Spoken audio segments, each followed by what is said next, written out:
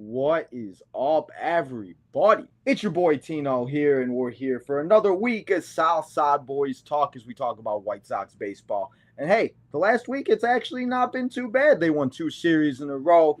They had probably the best game maybe in a very long time. And you know what? Yes, we've struggled a lot, but it's been fun. And Deets just said there have been fun, bad, and bad fun to watch. So let's get the guys in here and let's talk about everything that's been going on. And hey, Deech just got back from Mexico. So, Deech, how you doing? How you feeling? And why didn't you stay in Mexico?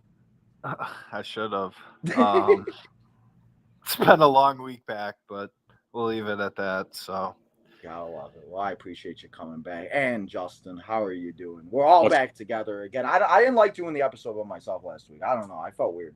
It was weird. Like that was the first time I've done one in a while by myself, like Southside Boys wise, and I don't know. I don't like it. So appreciate you guys coming back. of course, Justin, how are you doing? And how's your week been? been good. Week's over actually. Doing a little Ferris Bueller tomorrow. Taking off work and going to Cub Sox. See Shane Smith up at Wrigley. So There you go. Shane Smith about bump that. day. You love Shane Smith bump day. Yeah, it'll be my first in attendance for. So I know Deech has seen him. I think at Sox Park. But yeah, excited. freaking I'm glad it lined up that way because I bought these tickets weeks ago. So Okay, and you just went yesterday, didn't you? Didn't they walk off against the Marlins, right, or something like they that? lost yesterday. They did walk them off. The Cubs walked them off on Tuesday night. I think Tuesday. the same night that All these days are blending in now and everything. But since last Thursday, or I guess since last time you guys were on the show, and since everything, the White Sox they played the Astros. I'm sorry, they played. Wait, no, yeah, they played the Marlins this past weekend, and then they played the Reds. And last time we played the Marlins, it was not a great time. Jake Berger last year hit a walk-off home run. They got swept. I think they got swept last year. And they also got swept by the Reds. Well, this year the White Sox got some revenge. They took 2 out of 3 against the Marlins. Indeed, you got back from Mexico and you went. What game did you go to? You went, what, Saturday? yeah, where Shane Smith got no run support yet again. Oh, well. So He's the new Jose Quintana. That's what they I've just need been to feeling. they need to fucking tee off on Cade Horton tomorrow, and just I don't know. I have a good feeling about this upcoming series. I think they're gonna win 2 out of the 3. Um, Obviously they rested Mydrith and Caro today, knowing obviously they want to try and win in Wrigley. So Yeah. and And didn't it was like a the really Cubs early coach or start said some today. bullshit too. Huh? Didn't like Craig Counsell say something about how they were thinking of doing an opener for Horton, but then we're just like, no, it's different. I don't know. I saw some Oh. stupid quote or whatever Yeah, about it. he did have an opener the other night on Saturday when he pitched in New York against the Mets. They did like so that he didn't have to go out there and face Lindor, Soto, and Alonso. Yeah.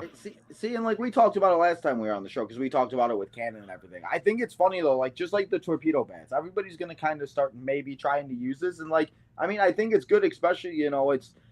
I think the biggest thing is I've seen like the starters be able to go longer. Like Cannon, the one game he only needed one more out. He went 6 innings this start, which got into the 7th, and I think that's been the biggest thing because last year the biggest thing with us our bullpen was getting used in the 4th, 5th inning, and these guys were like by now they were done. I mean, and it was bad. So it's really nice to watch these starters go out there and do it. And as you said, Shane Smith got no run support. The Sox should have swept the Marlins in reality because Sunday, Mr. Tim Elko had himself his first major league home run, and it was nice to see because that's and obviously he hasn't done what he's done in AAA, and it's kind of died down a little, but I mean that was expected. I mean, major leagues is way different than the minor leagues. So, what did you guys think of so far of what we've seen from Tim Elko and everything, and obviously just a small sample size in the 2 series? Justin, we'll get your opinion first. Does he have a hit besides the homer?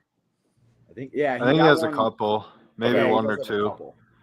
But Yeah, I mean, it's still I mean, it's just like you said, small sample size. I mean, like shit, keep getting them at bats. I know they gave him the day off today. I mean, whatever. It's a getaway day. It was an early game. man, 11:40. What the heck is that nonsense? Well, 12:40 in Cincinnati, though. I mean, yeah. I like the early games personally. I was actually going to watch them when I sat down to have my lunch for 20 minutes today, but It was they were already over down after the first 4-0. pitch. that happened. So I just go on something else instead because I had no interest in just. You can just kind of tell with them. I mean, I was just kind of shook my head and was like, well, whatever. I mean, they took the series. You can't.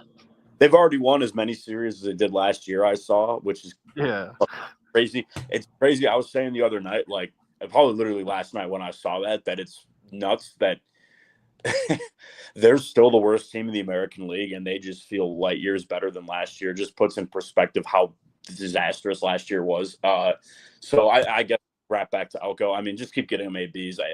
There's a chance he's nothing. No one.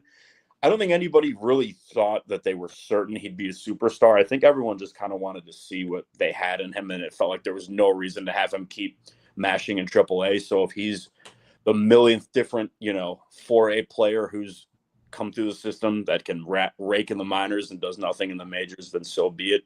If he turns into a guy like a younger Jake Berger who provides offensive spark and can hit bombs for a team that otherwise doesn't do a whole lot of that, then that's even better. I think that's probably his ceiling is probably something like that. So he's never going to hit for a massively high average or anything. But it's cool. I mean, it's a good story. It was nice. His parents, he gave his mom the home run ball on Mother's Day, I saw. So I've enjoyed that. It's good. He loves baseball, obviously. So you like having guys like that. Well, yeah. And I mean, obviously, I think that's been the biggest thing. And, I mean, yeah. And I mean, like that's, I mean, at the hype that they were giving this guy, I mean, he wasn't going to come up here and hit 10 home runs in the first 3 weeks. No, and I don't think anybody expected that. I think that like I said, the thought behind it was just like, okay, like what does he have to do to get called up? Like you can't just keep him in AAA forever. At some point, you have to see if he's a big league hitter.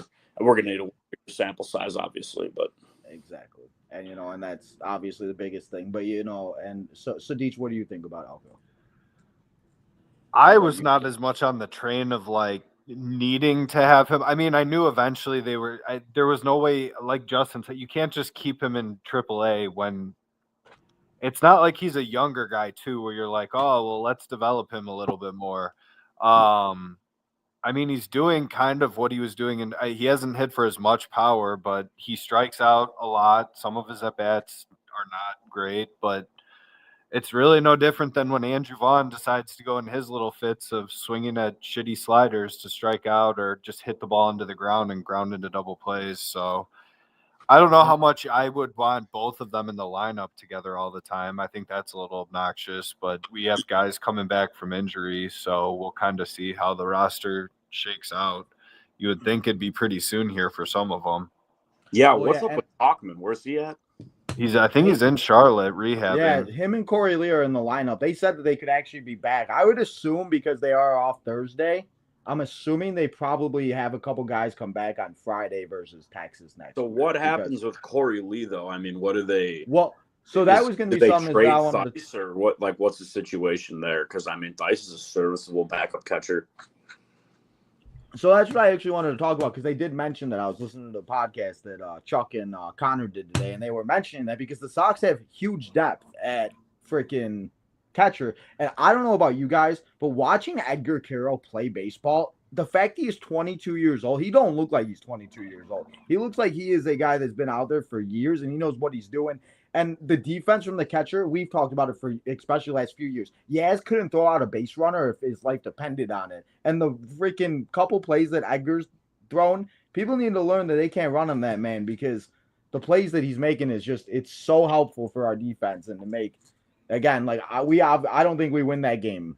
The game on Tuesday, we'll talk about it. But I mean, man. So yeah, I don't know. What do you got? What do you guys think that they do with Corey Lee? Would we trade one of them? That's because it's gonna come very soon that you need to make a decision. Because I don't know if they can carry 3 catchers. Because they mentioned it, but I don't know. Because obviously Corey can play first, but so can I don't know. Yeah, but then you have Elko and Vaughn. Yeah. Just and so can Talkman. And assembled, you can't really. I mean, they basically have a spot open in the rotation for lack of a.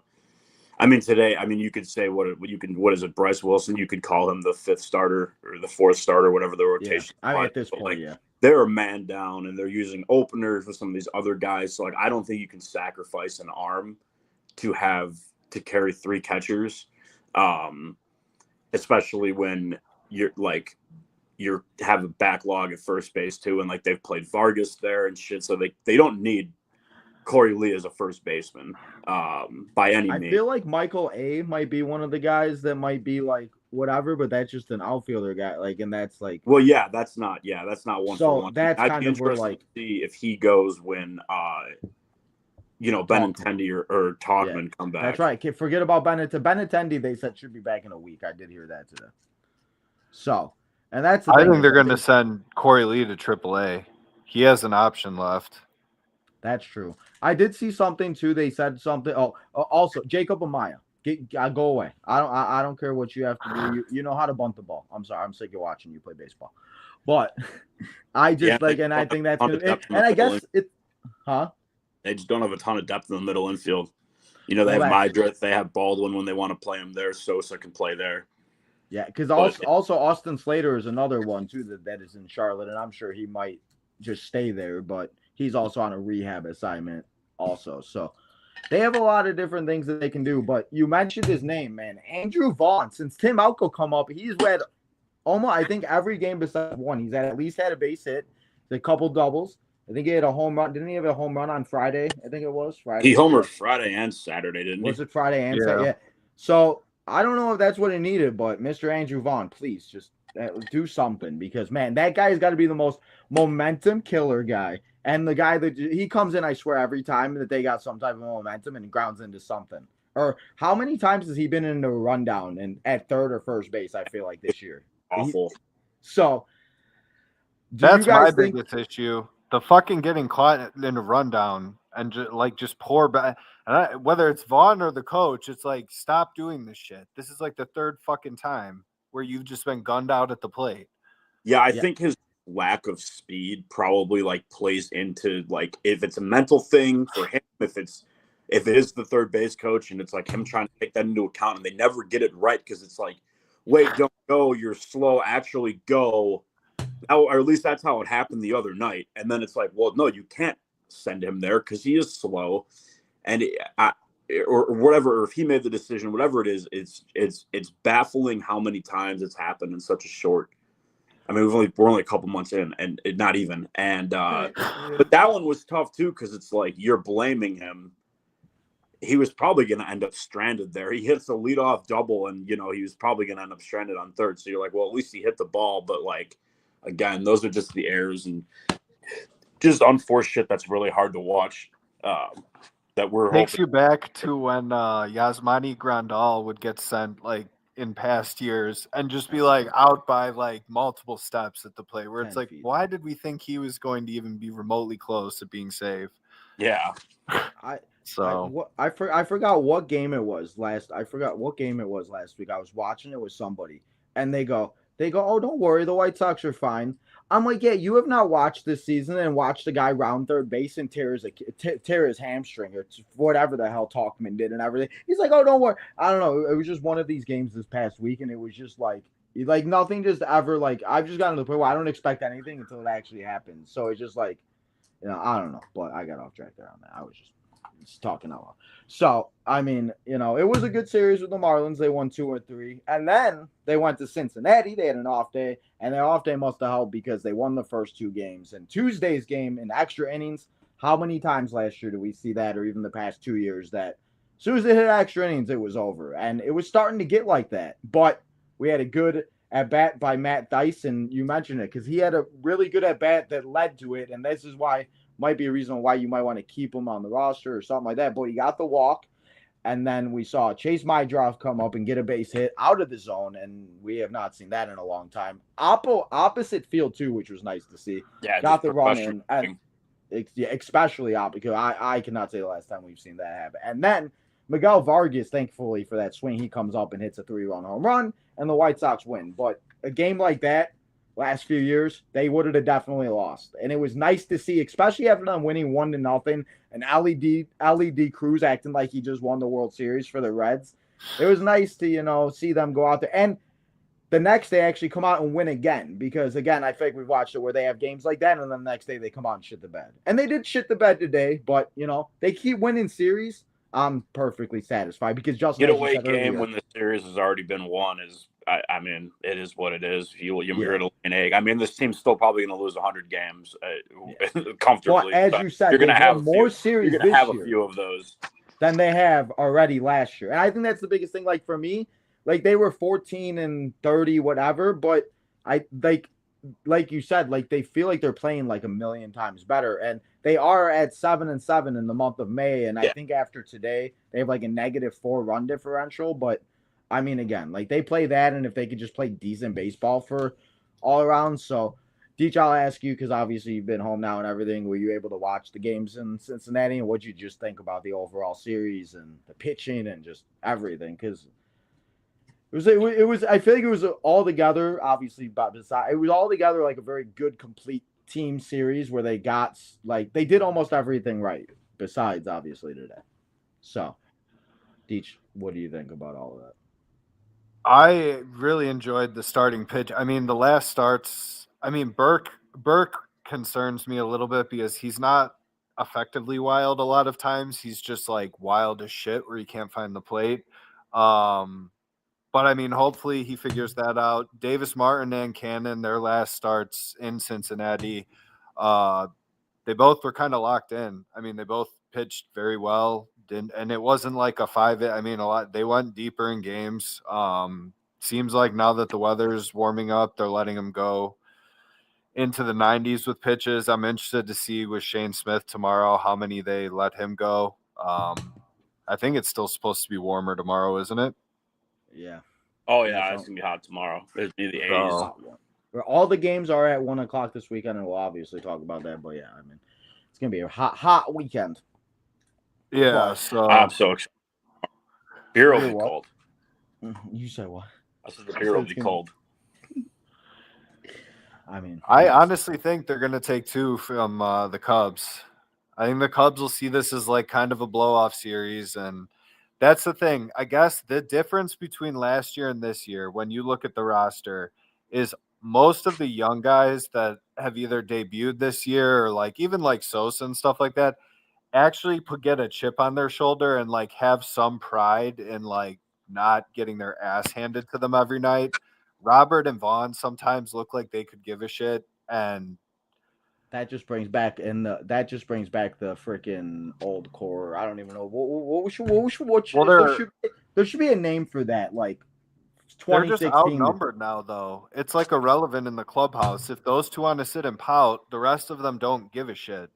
Last year, I just feel like the whole team was just like, oh, no, we're on like a fucking 14-game losing streak. It is what it is. And like, you had people like Nicky Lopez trying to be positive, and they didn't care.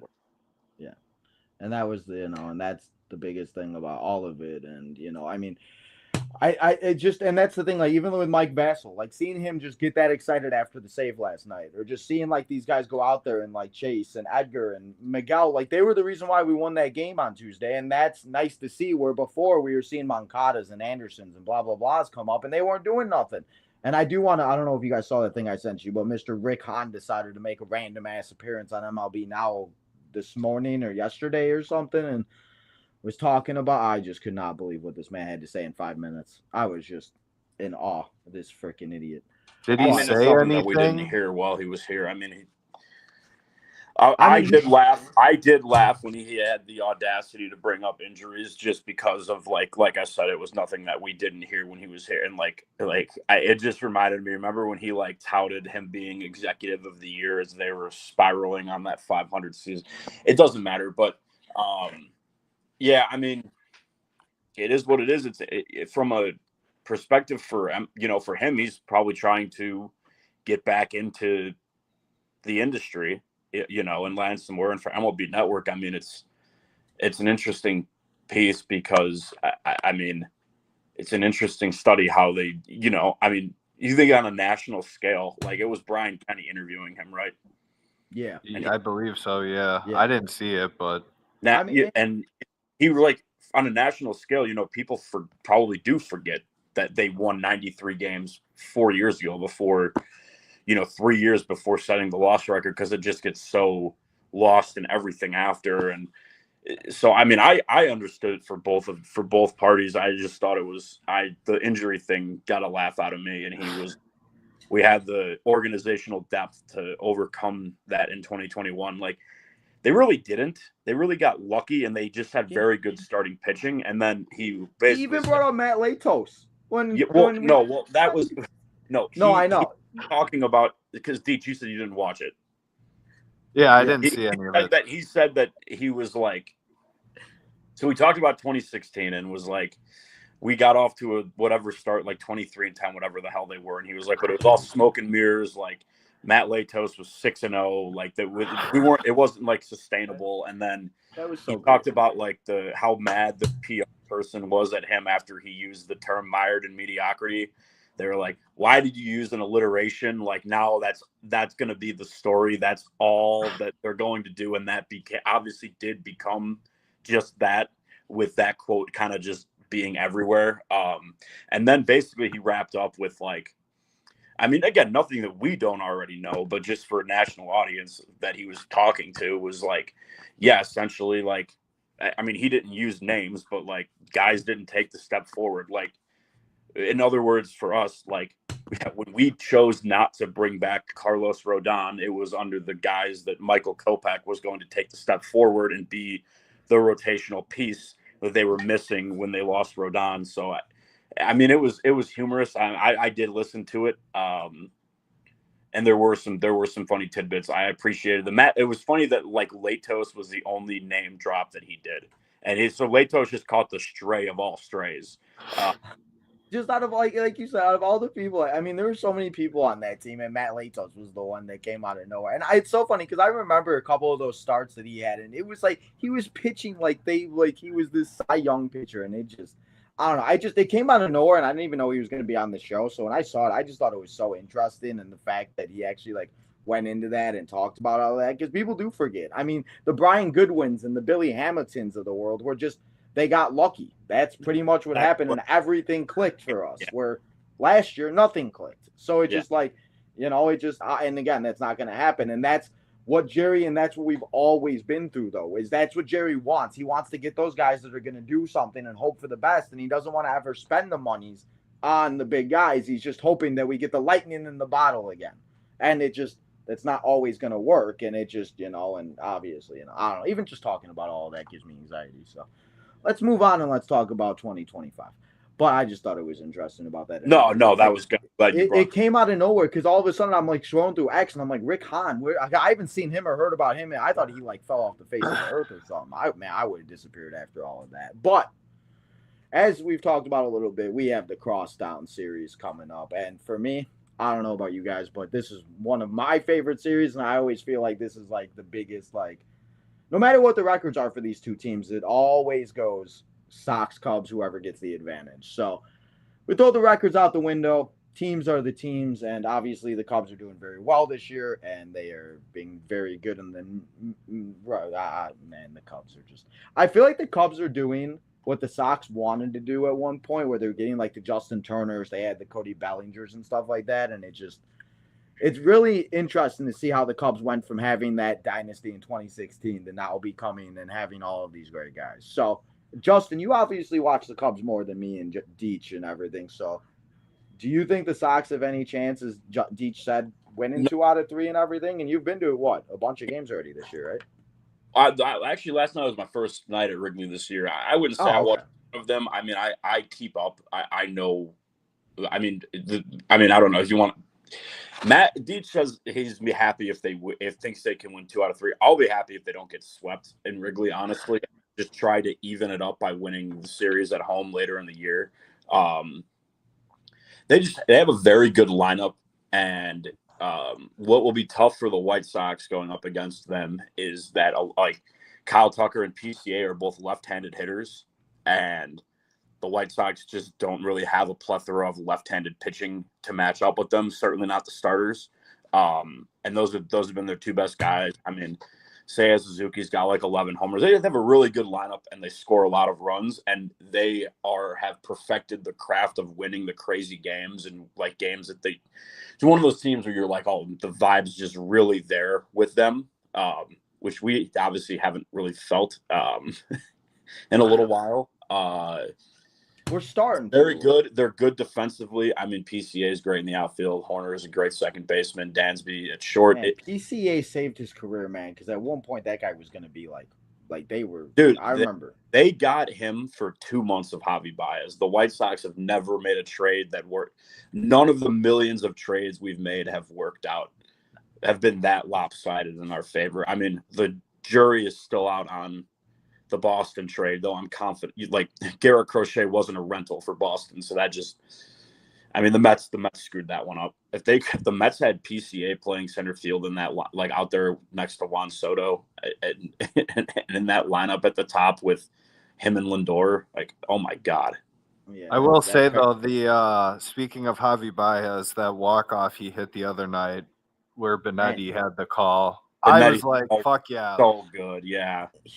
And that's the thing. Like, I mean, you know, like, you're just like, God, like, there are other players that will hit like a walk-off, and it's just not as like, it's almost like an arrogant swing where he's like, I just like rocked your shit, bro. Yeah. And just like, so. Man, the Tigers are something else. And as you mentioned, Javi Baez, I mean, man, I think they're having the American League. I'm actually very confident they're the best team in the American League.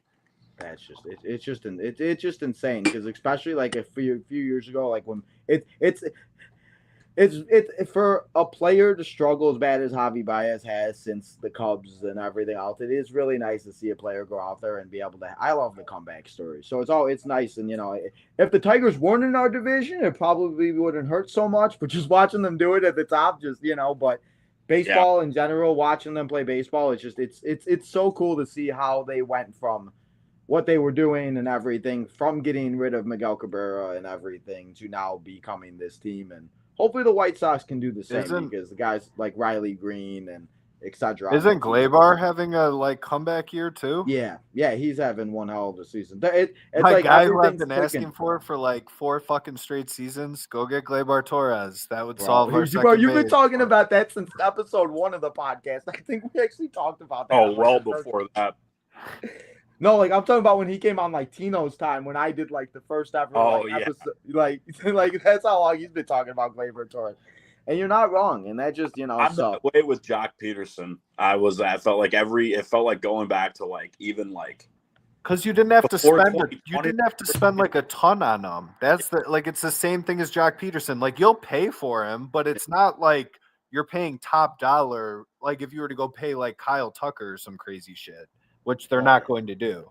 And those two guys you guys just mentioned would fix both of our issues: second base and right field that we've had for all these years. And obviously, you know, Chase and all of that, and we'll see how all that goes. But speaking of, this just popped in my. What was your guys' opinion on the Grant Taylor situation of him being moved to the bullpen? Like, there was like half the fan base was like shitting their pants, and the other half was like, Educate me a little bit before I say something ill-informed. He's a premier pitching prospect in the system. Yes. And he's at what level currently?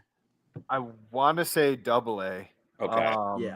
But he is. What's weird is they had Josh Barfield in the booth one of the games early on, and Grant Taylor specifically came up, and Josh Barfield did say be converted to a reliever. I think it's going to be more of like what they did. Didn't Sale come up as a reliever? Yeah, he came up as a closer. I always remember him closing games that first year. Well, so they might backtrack him. Michael Kopech from the beginning. Yeah, that's true. I feel like that happens with a lot of pitchers too, where it's like they kind of like start like that, and you got to like you said, like with Clevenger, you got to stretch them out and everything else. Because I just wasn't as bothered. Like, certain people were like actually fucking upset about it. Where it's like, even if you're upset about it, Chris Getz and like they don't care. They're going to do what they want. And Brian Bannister has pretty much proven that he can. I mean, he's gotten a lot out of pitching for his like 2 years here. He clearly was involved in the decision. So I mean, maybe we see Grant Taylor in the majors this year, like in the second half. I mean, there's worse things than having an elite closer.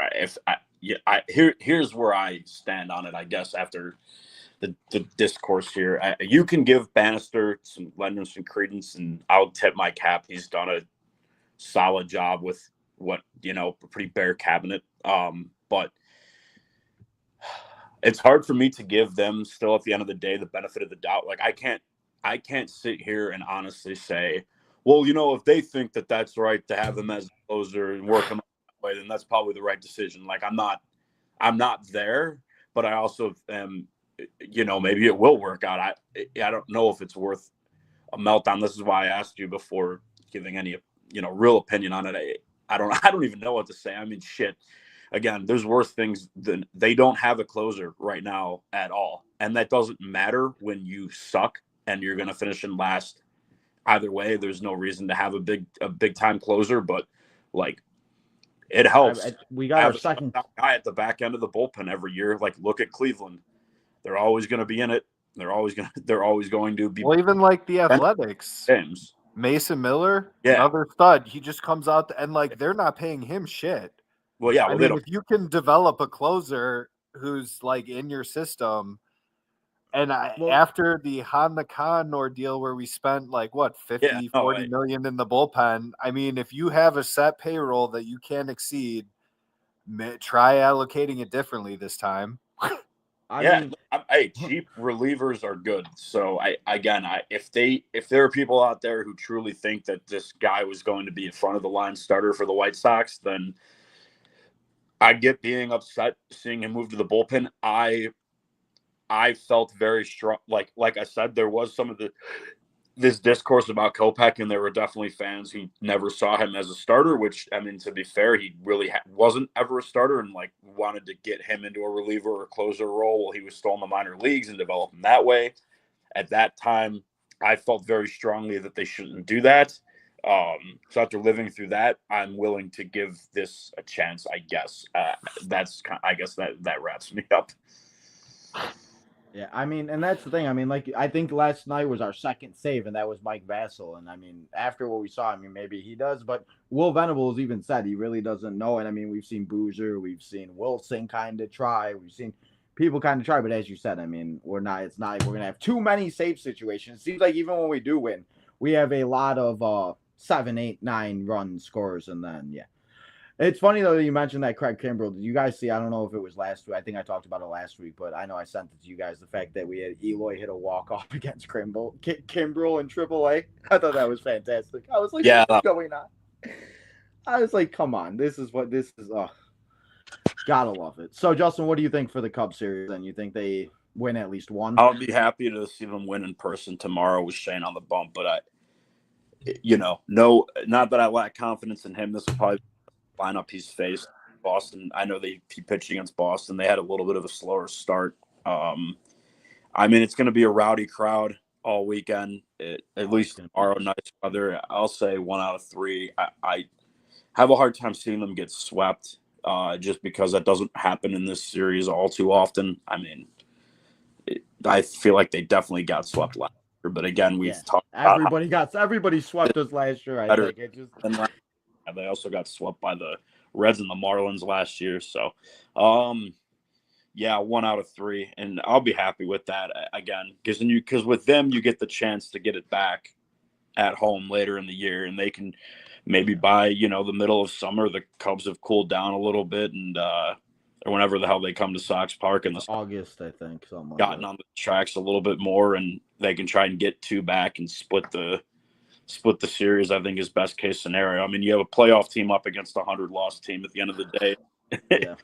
I mean, and you're not wrong there. I mean, that's the thing. I mean, obviously anything can happen. It depends how you play. And I mean, we see right now the Twins are on an 11-game winning streak, but then again, they could lose 6. Are they for real? Yeah, they've literally that's why I wanted to talk about the Orioles too, is because now that the fact they swept the Orioles, and the Orioles are now, I think, 15-27, 26. Only team worse than them in the AL I saw.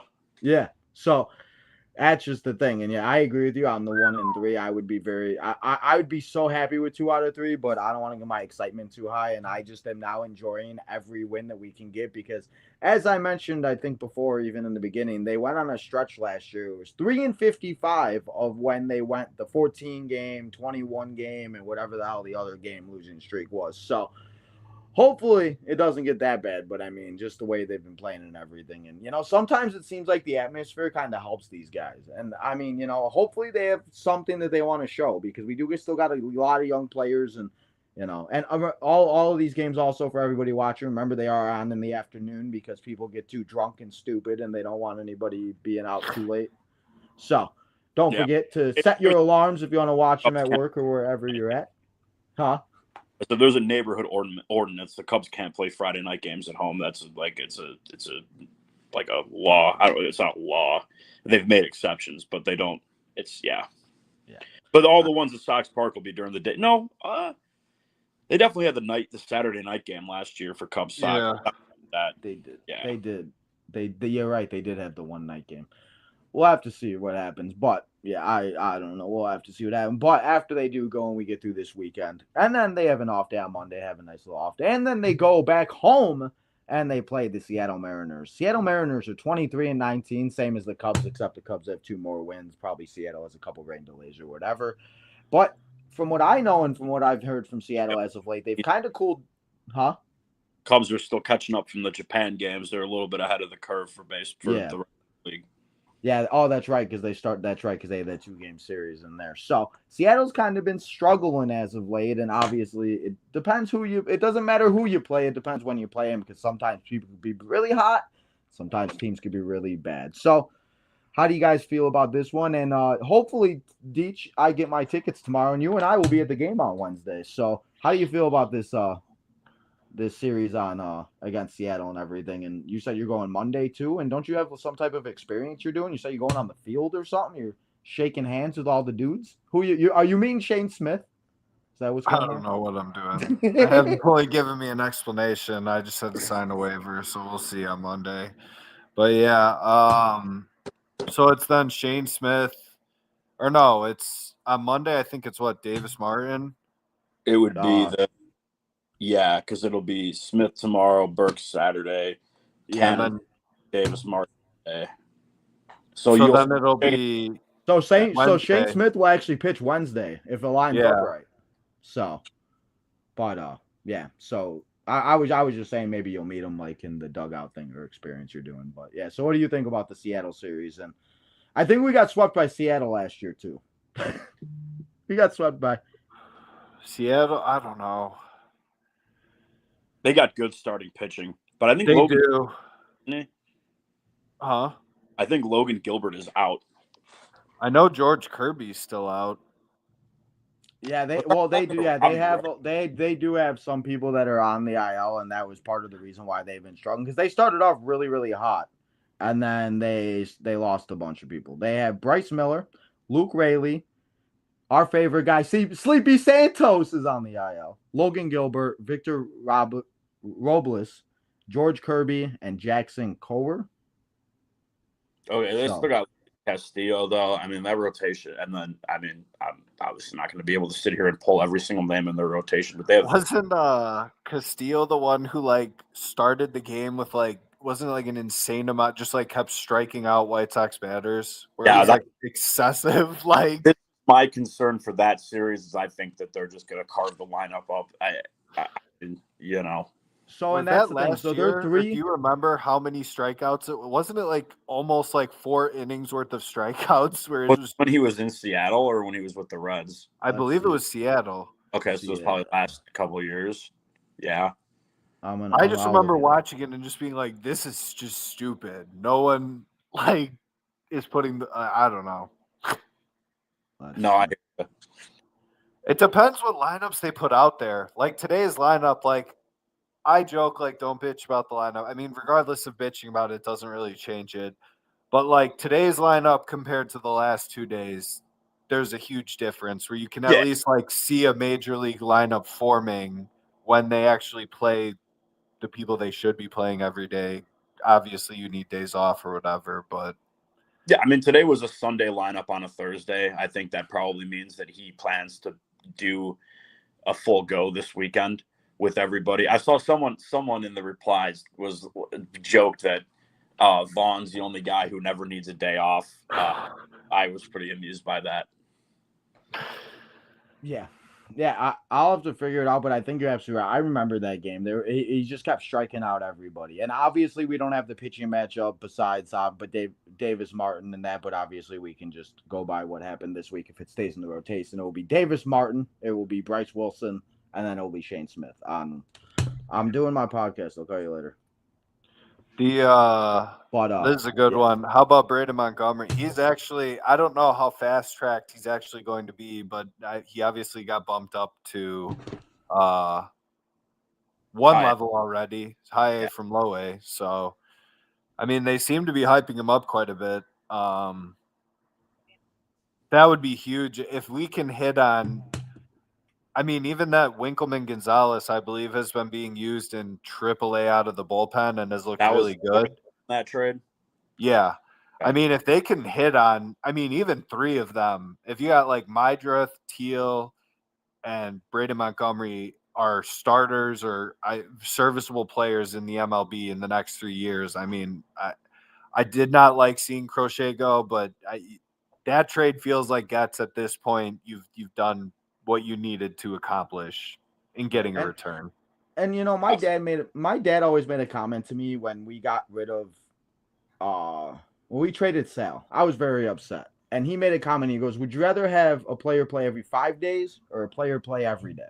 I don't know why that just stuck with me. So it's like when we traded and we got rid of Crochet, it was like the fact that we got my draft and we got Teal and we got Montgomery. It's nice to see that, you know, and they're actually developing, and we're seeing like my draft come up and actually do what we were hoping number 10 would do on our team before, but he's actually doing it. And, you know, obviously he's had some, you know, but he's a rookie. He's going to have those moments. He's, you know, whatever, but it's nice to see the signs that we have seen from these guys. And that's where just even Miguel Vargas, like obviously, you know, it was what it was coming from the Dodgers last year, but that swing change and everything, he looks like a completely different player and he looks like he could be part of this. And now everybody loves Miguel Vargas. It's just so funny how the tables turn so fast.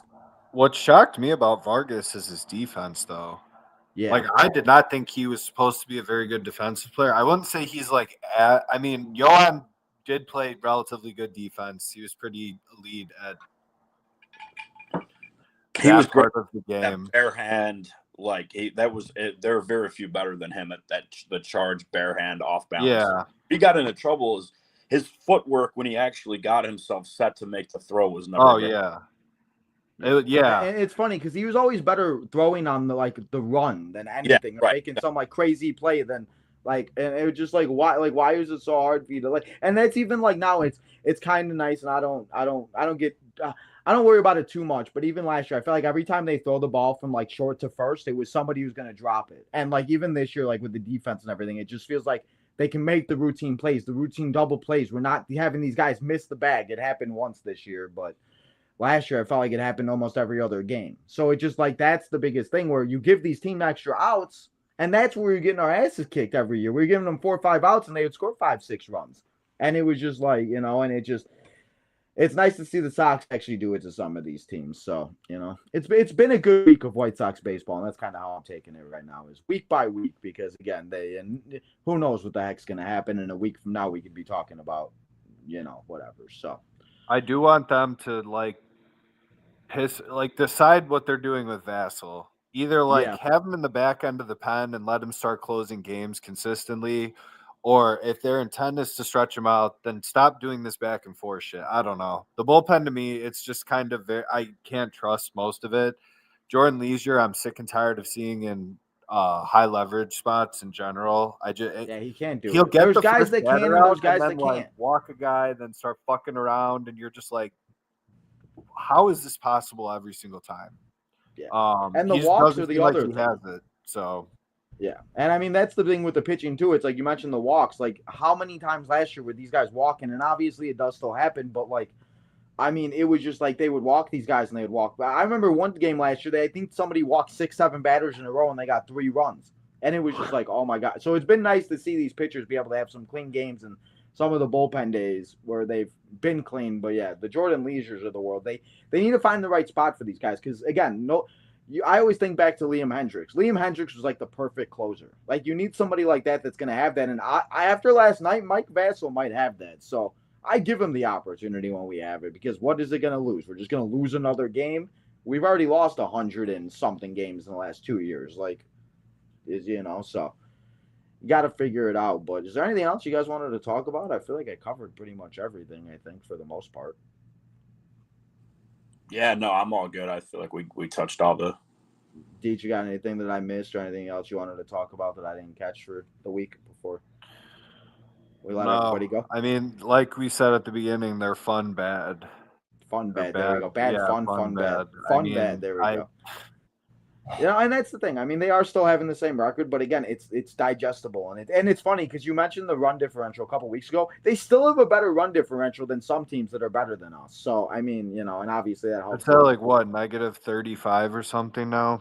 Something like that, yeah. I mean, and that's the thing. In the month of May, they are 7-7. They have a team ERA of 3. They have the run differential now. Obviously, after today was -4, but compared to 5-21 and the run differential negative whatever, I mean, again, we got more wins in May already than so we'll see what happens. But I think the big thing you just have to notice is, if Andrew Vaughn is not going to just start balling out, or Luis Robert, you kind of just lose interest in even paying attention to what they're doing. If these young guys, if Chase Mydroth and Caro and stuff like that, Shane Smith, if there's guys that are going to be here potentially for the next 5 years or whatever that are starting to play well, it's automatically going to be anything much better than last year.